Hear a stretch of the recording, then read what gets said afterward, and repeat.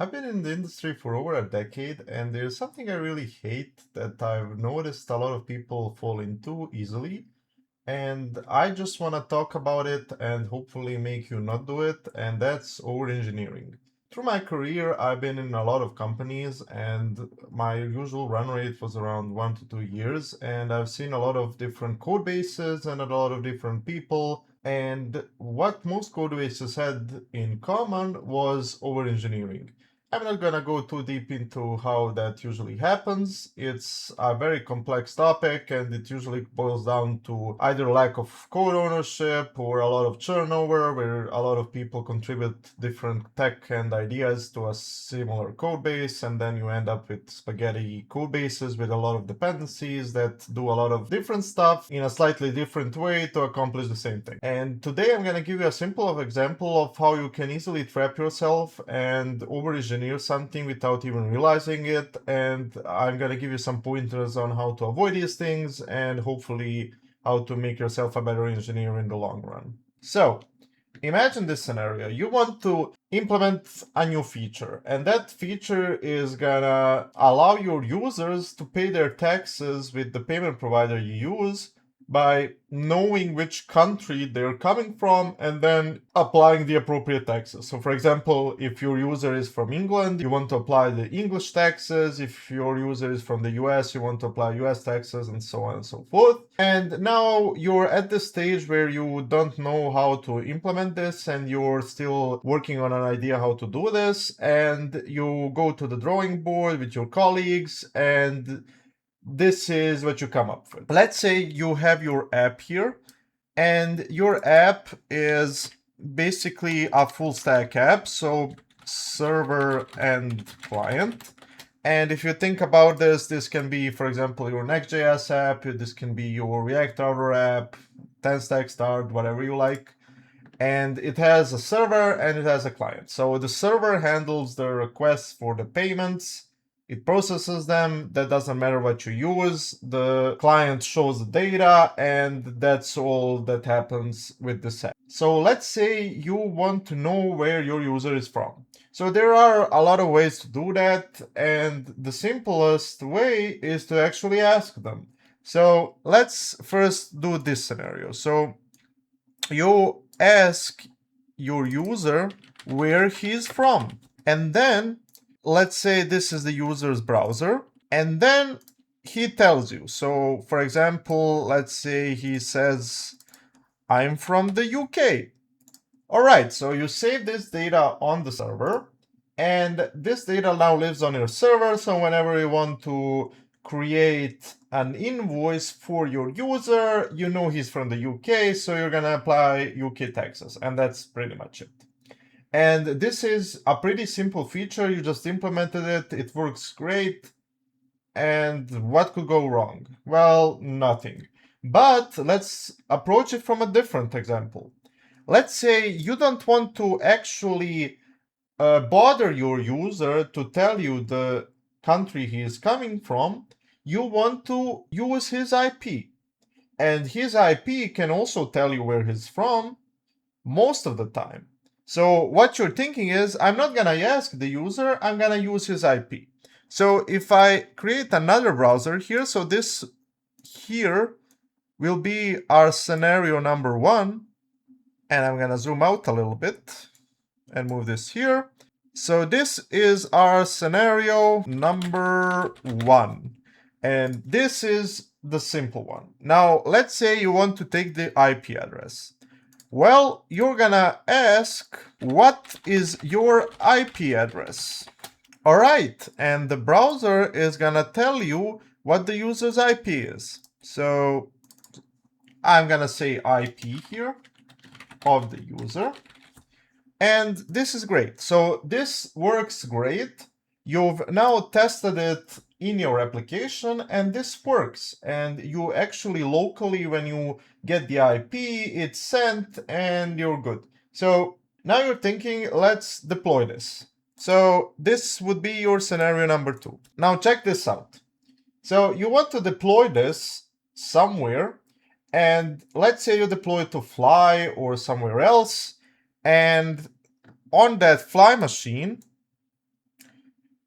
you are going to proxy the requests from the browser to your application. So for example, instead of going directly like this, it's going to first go to your proxy, and then it's gonna go to your app server. So the neat part about this one is, let's say this sends something like this, and then the fly machine does not know that you need the original IP, and it proxies and sends another one. So let's say something like this. So now your app is not working anymore. So now you need some logic in order for Fly to send the IP to your app. So now you implement that logic, and now it's working again. Well, this is cool, but you don't want to really have your website be slow. You want it to have some sort of edge caching. Now, if you want to do edge caching, you add something like Cloudflare, and Cloudflare is going to handle our edge caching.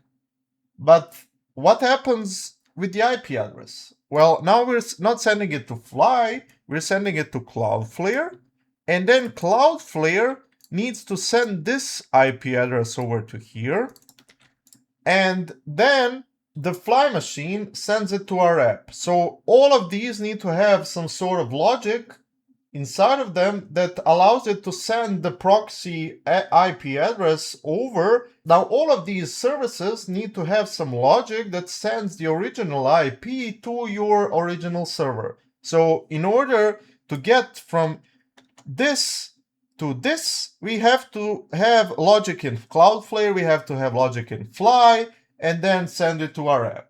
Now, let's say we have another layer in between. So now we're adding another layer, something like AWS Lambda. And now this AWS Lambda is the one handling the request first.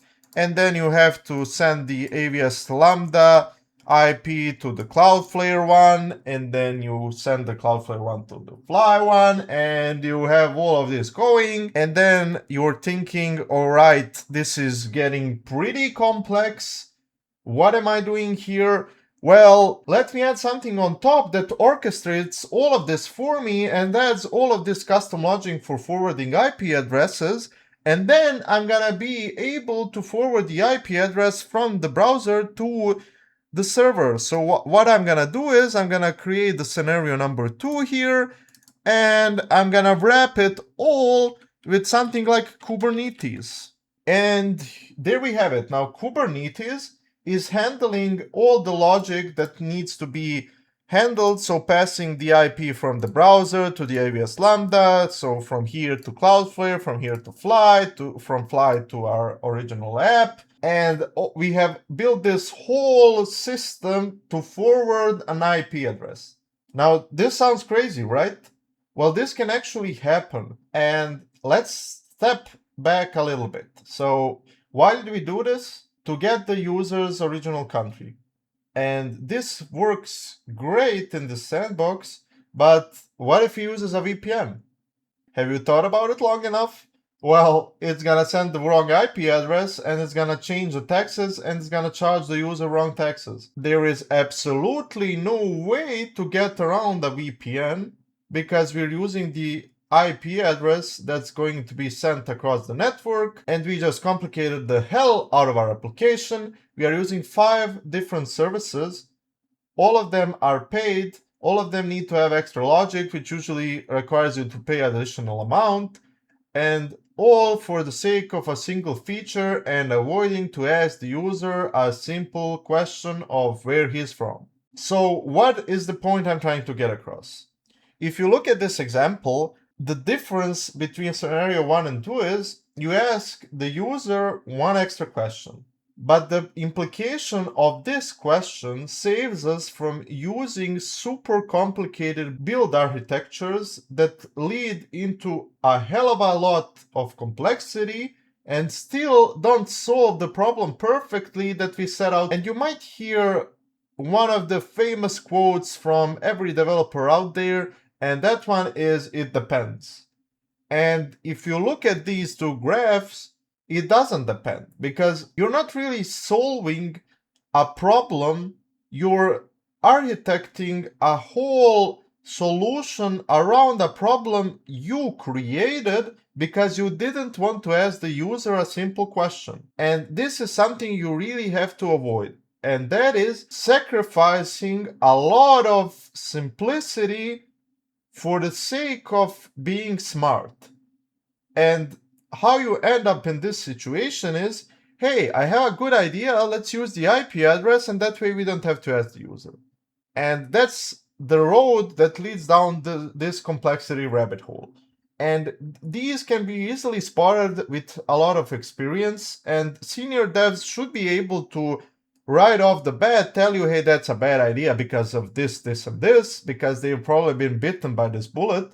But what's unfortunate is that I see a lot of senior devs who know that this will probably happen down the line, and they just try to solve around it by adding more services, by adding more complexity, and getting to a point where your single page application needs Kubernetes to be deployed in order to preserve a single feature, which doesn't even work with a VPN. So this is how you end up in a situation where you're making your code overly complex for no good reason, when all of this could have been avoided with a simple question to your user where he's from. And yes, he can lie, but then that burden falls on him, not on you. And he's gonna be charged incorrectly for his mistake and not yours. And the final thing that you might be thinking, wouldn't this happen with the other approach as well?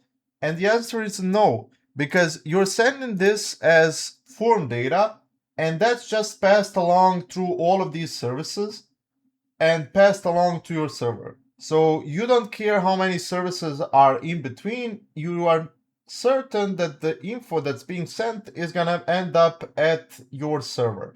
And the cool thing about it is, because you ask him up front, later on when you need this info, you just pull it on the server and create the invoice. You don't need to ask the user for his IP address all the time, because you know on the server what that country is. So next time a product person tells you, hey, let's avoid a question, you really need to think about if it's a worthwhile effort to avoid that question, and if it's gonna cost the company a lot of money just to avoid a question and cost your team the will to live. Because when you get into this situation where you have all of these services, you're going to hate your life. And the reason behind that is, if something goes wrong, it's hell to debug, because you need to go through 5 different services to figure out which is the point of failure.